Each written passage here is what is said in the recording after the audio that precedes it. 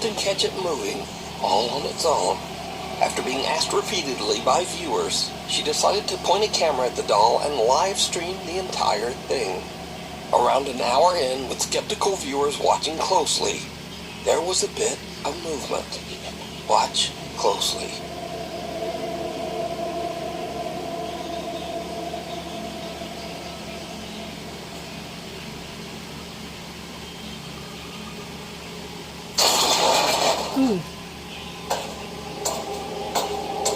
Gumagano ng puso.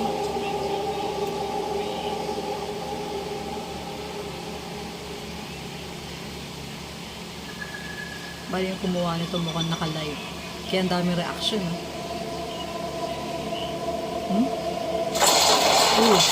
Ano? Sus ko, grabe naman yun. Bali haunted. Haunted doll to. Ninok na yung ano? Nakakatakot naman ang lakas. Now, the doll doesn't actually move, but the items surrounding it in the storage closet fly violently across the room, and even on top of the doll. Oh my Viewers have speculated that because the doll was buried in the debris, that the woman's doll isn't even actually haunted, but perhaps her house is. However, others claim that the supernatural activity is centered around the doll, and some even claim that they saw the doll move in the video before everything came crashing down. But without a source, we'll never know. So, what do you think? A hug goodbye. A woman who calls herself Sissy says that her husband passed away 8 months ago under very sudden and unexpected circumstances. One day, Sissy and her son Clarence are walking out of their front door. The ring camera. Sa family sila nag-travel sila. Isang buong pamilya. Din natin guys. Records something very strange.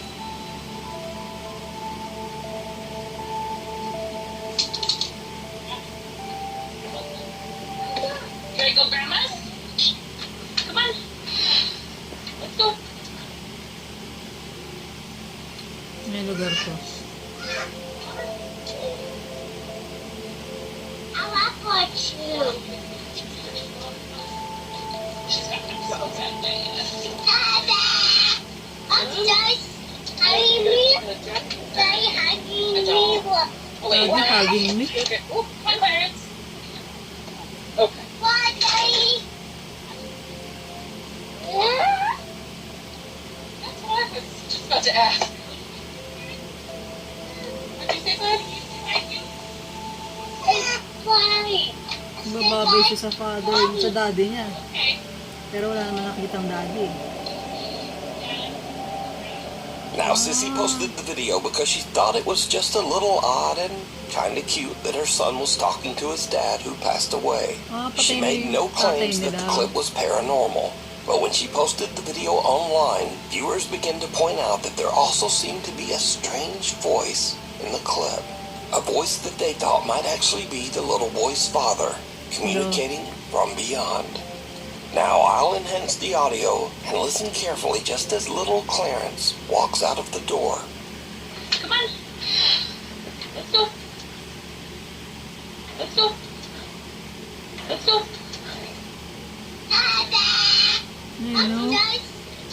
Nakausap niya yung daddy A niya. quiet voice seems to whisper, "Honey," and the boy seems to look around as if searching for who said it.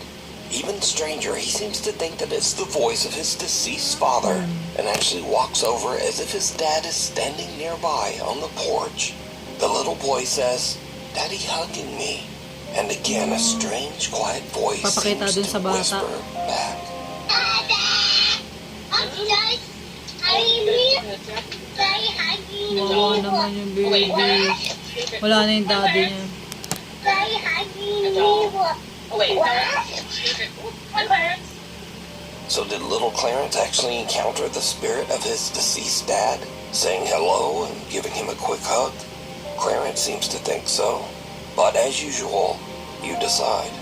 What, Daddy? Witchboard.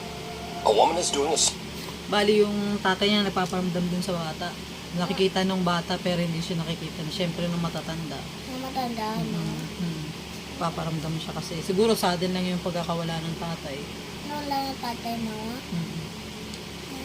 Solo investigation of a haunted house and is using a Ouija board to contact a spirit named Brenda. Yan yung mga gusto kong puntahan ng haunted house kaya lang wala pa akong guts. Kasi kailangan pagpunta ka dyan, ikaw lang mag-isa. Ano natakot? She believes inhabits the home. But as she conducts her Ouija board Kaya magre-reaction video muna ako. Kakatakot yung itsura, oh. Open na po. session, she begins to suspect that she might be in contact with something much more sinister. Am I dealing or am I speaking with the devil right now through this Ouija board? It is not Brenda. You've just said it's Brenda. It's not Brenda, is it? Oh my God.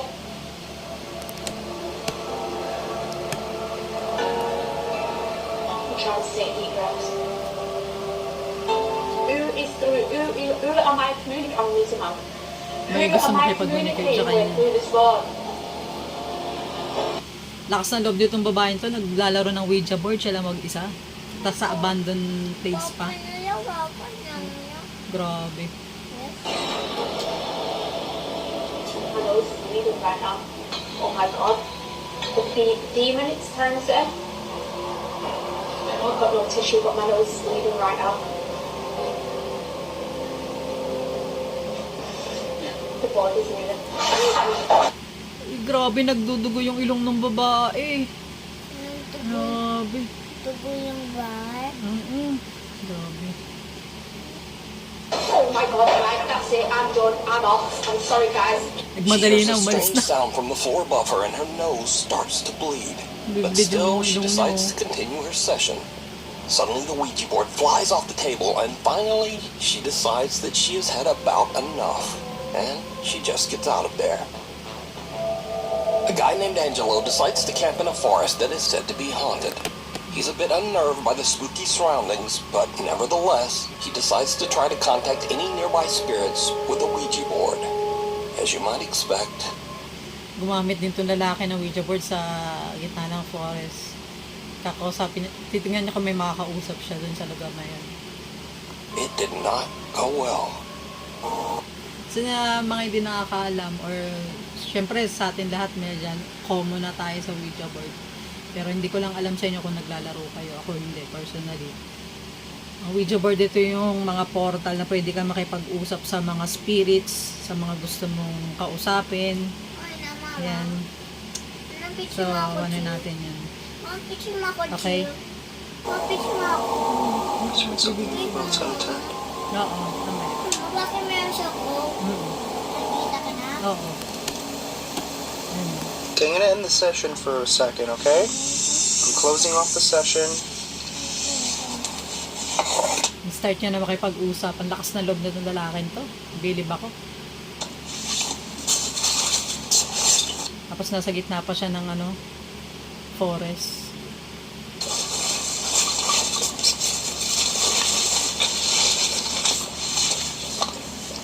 Yan yung hawak niya. Papahe. Ah, knife. Ang hawak niya, binablur lang. Itlak yung knife. I haven't seen that. That was weird. Tapos ko. It literally walked as if it walked. It literally sounded. Lo, meron siya narinig parang, Easy. What the was that?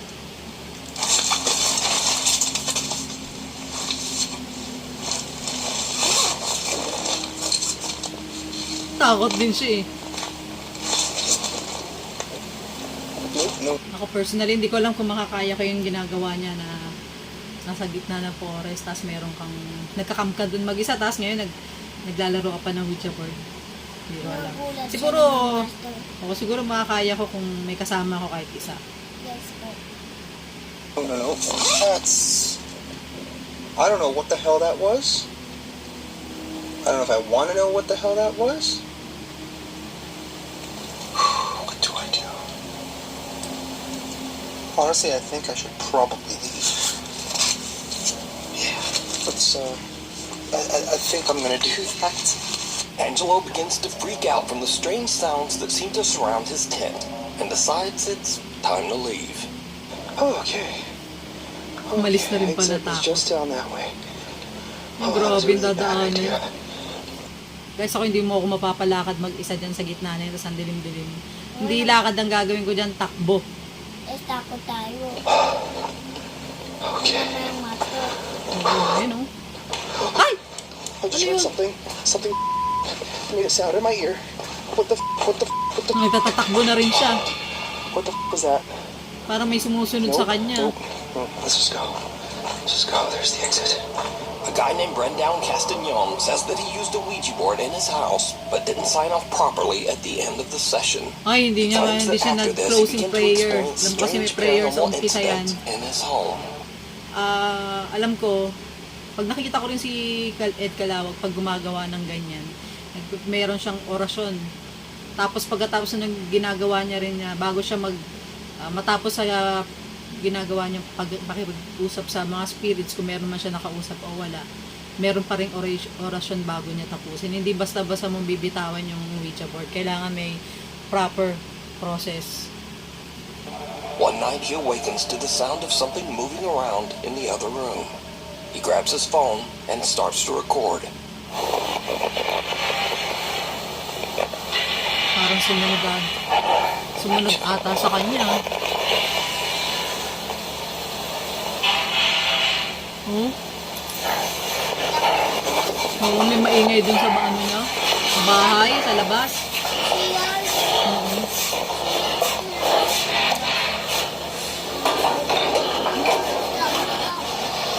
Oh my God. Parang may... Ay! Siya may ulo! Ulitin nga natin yun, di ko nakita. Parang may sumisilip sa kanya. Ulo yung ulo. Iksin yung ulo.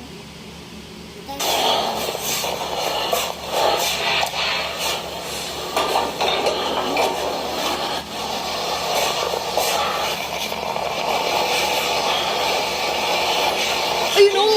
Guys! Nakatakot! Parang bata, mukhang mukha ng bata. Malamang yun yung nadala niya eh. Dun sa, Ouija board siya sa gitna ng forest. Sumunod sa kanya hanggang bahay. Yes po. Matakot na ako. Ano po? Says that he used a Ouija board in his house but didn't sign off properly at the end of the session. He claims that after this he began to experience strange paranormal incidents in his home. One night he awakens to the sound of something moving around in the other room. He grabs his phone and starts to record. Nandito natin guys para mas makita natin.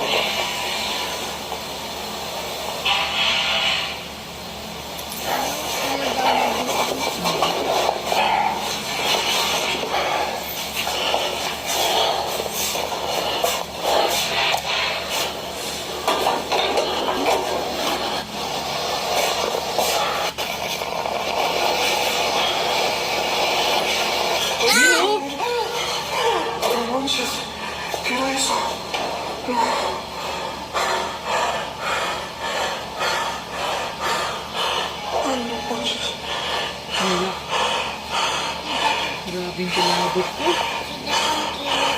Oo, nandun siya.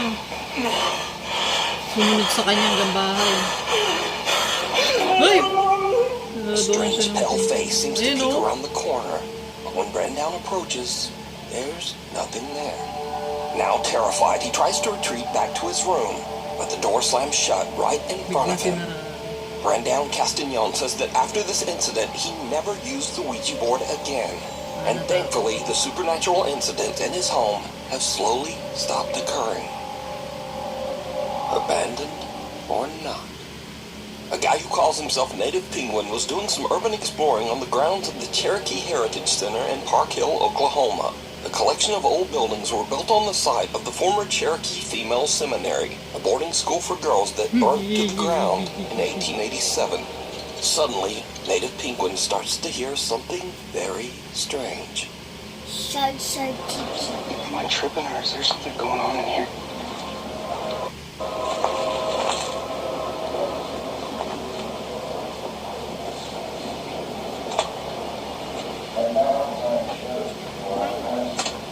Pero may nagsasalita sa loob. Yes.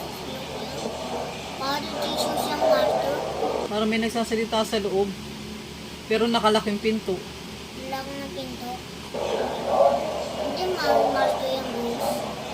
Hindi pata yung pata. Yung sita.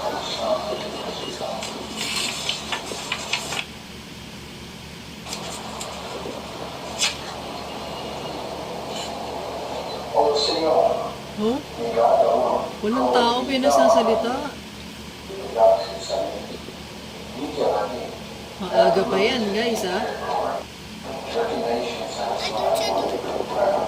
Ayun, oh. Wala naman tao. Dude, that's so creepy. Why is this?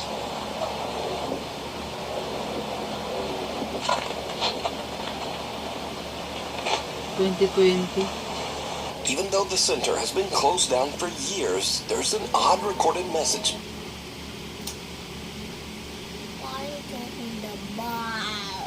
playing inside one of the buildings.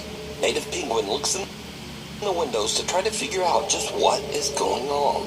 He captures something on camera that is truly bizarre. Okay. Dude, that scared me. I was like, there's someone in there.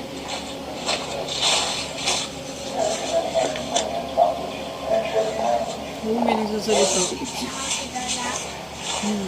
Pero wala naman nakatira. Wala naman tao.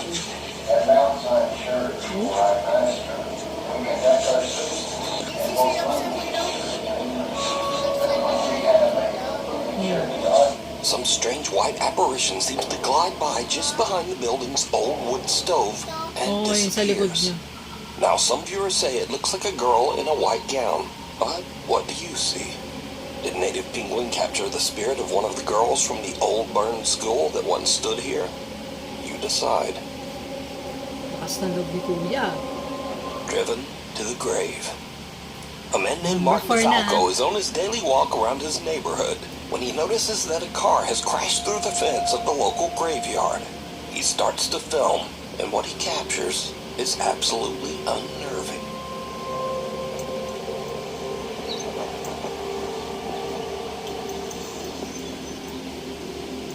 Damn, man.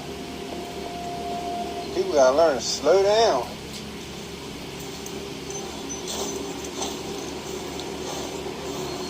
Lucky they didn't hit none of these tombstones. Real lucky. Hello? Kita ko. You alright? Nakita ko yung malakas. May You umiiyak. okay? Hala. Baby yung The baby. hell? Ay, grabe, oh. What the fuck is going on Sirang-sira yung here? sasakyan. There ain't nobody there. Miss? Hello? Biro mo may umiiyak doon pero wala naman palang tao. Mga bata ko. Oh. Mark hears creepy, unexplained sobbing as he approaches the car, but then it suddenly seems to just stop as he reaches the car. Now, Mark received multiple requests for a follow-up video to explain the situation, but Mark says that he didn't really understand what happened himself. But he did provide a pretty simple update. Well, I finally got an update for you on that cemetery video. Ah, cemetery pala yun. Doon nakapark yung kotse.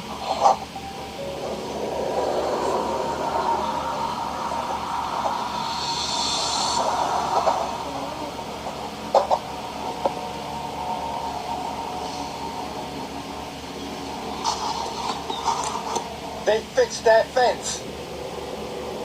Ay, nakita niya sa loob. Now, this video was filmed 3 years ago, and to this day, Mark claims that the video he captured is 100% real and that he can explain it. 3 years na But pala yun. 3 let me years know ago. what you think.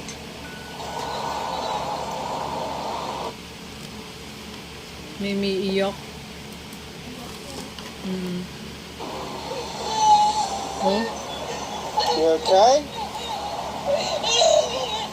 oh, may iyak. Grabe, nakakatakot. Kala mo talaga may tao doon. Wala naman palang tao. Nandun si Carl, wala na. Intruders. Why is it A there? young Nung woman lumapit named na sa Jeanette kanya. moves into a new apartment. But not long after, Intruders. as she is recording herself practicing a new dance routine, something happened. Ano number na nito?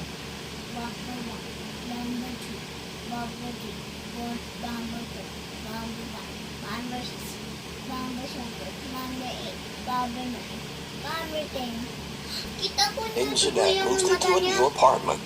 But not long after, as she is recording herself practicing a new dance routine, something happens that is truly terrifying. Nga, ano pa siya. Oh, Siya siya. na-exercise. Is she sure like you? Parang may nakita siya. Kita pa na. Kita pa sila. Please get out of my apartment. Please go. Ah, may tao.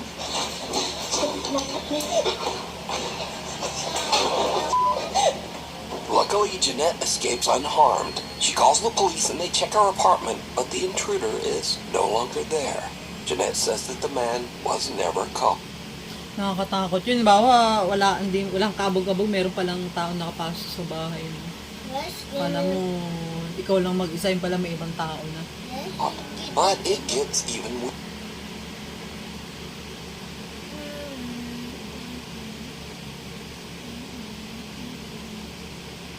weirder. Because after Jeanette uploaded the video of her frightening experience, observant viewers notice something very strange. As Jeanette is fleeing her apartment, something seems to open the door right in front of her, as if clearing her path so that she can get away. Please get out of my apartment. Please go. Hindi na may tao. Oo nga, may nagbukas ng pinto sa kanya. Jeanette says that she has no idea how this could have happened. I don't know. I'm just as confused as you guys are. I have no idea what happened. This door is not the easiest to open, and this is why I think it's like a divine thing, or like, I don't know, with ghosts, or I don't know. Yeah. It's not easy. So it's not like just like the wind pushed it or anything. I think someone actually, or something, I don't know. So now let's cut ahead to a few days later. Jeanette and her friend are unboxing some of her belongings as she continues to move into her new apartment. But her nasa friend siya. sees something that gives her the chills.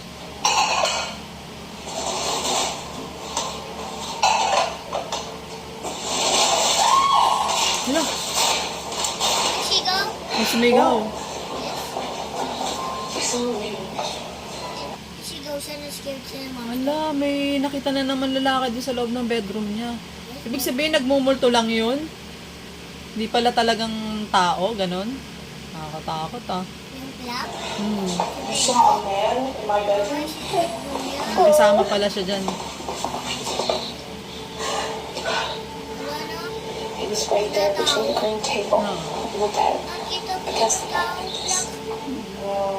Jeanette's friend says that she saw a man just standing in the bedroom. But now, the man is gone. A few days later, and again Jeanette hears some strange noises from somewhere in her apartment. What happens next is pure nightmare fuel. See that picture? See the kitty cats. Hala, No. Punta siya nag-isirit. Ay, kita ko. Kita ko si Doy. Kita ko si Doy. parang sinusundan ata talaga siya ng lalaki ah. Yes? Ay, Kasi nakalipat na siya eh. Meron na naman nagpaparamdam sa kanya. kita ko na face niya.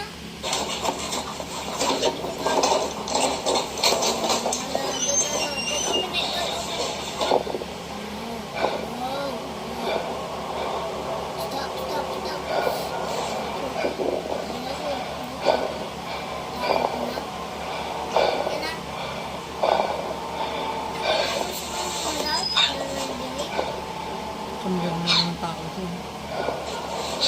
ghost, yung lalaki pa rin siguro.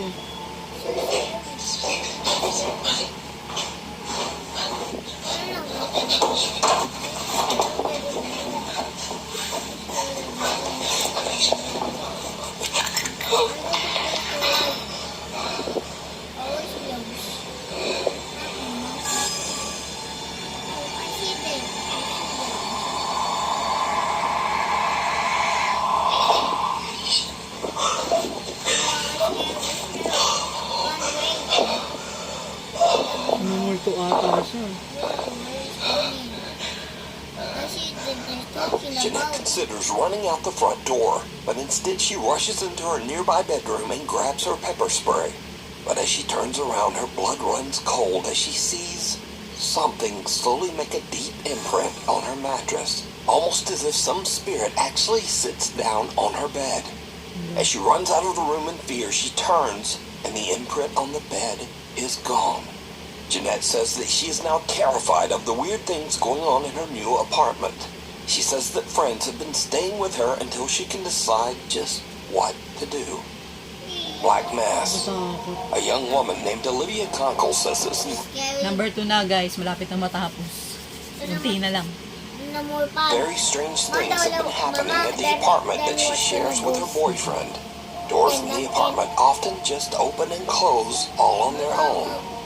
One night, the couple returns home and sees something truly horrifying that seems to be staring out of their apartment window.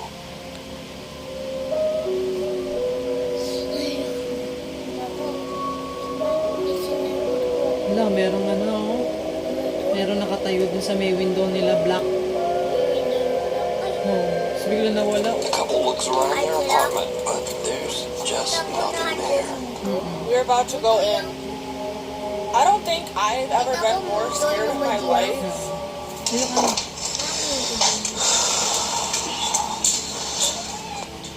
I don't even have any words.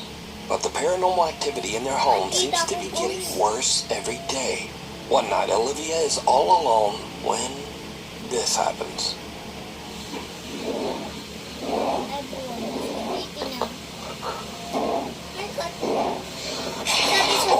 Look! Kulay black So, nga. are Olivia and her boyfriend being haunted by some dark, shapeless thing that hides in the shadows? You decide. Kulay black. Scary videos. These are videos that are sort of in the scary video genre, but they're Number 1 just na. kind of silly, and also they're all about doggies. So, first up, a man is watching a horror movie when very strange things start to happen nearby. Okay. Kita ko, kita. Ay, yung upuan. Magalaw. Nasa ilalim pala aso.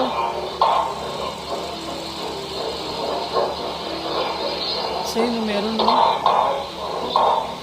Nasumilip.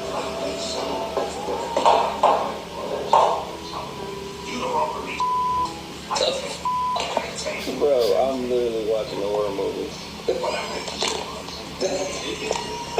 What the hell? Alright, so it was just an old dog trying to remove his diaper.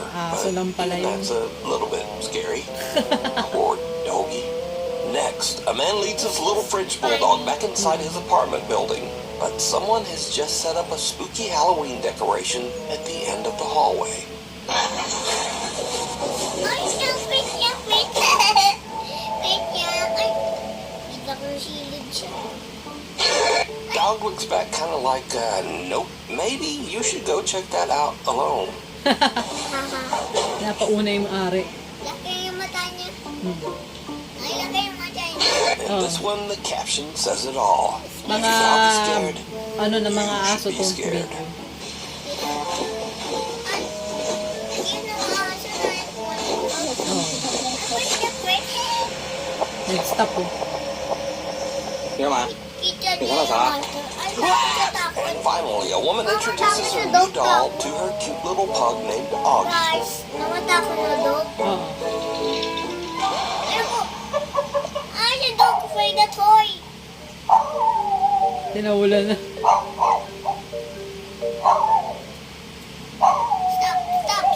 Stop.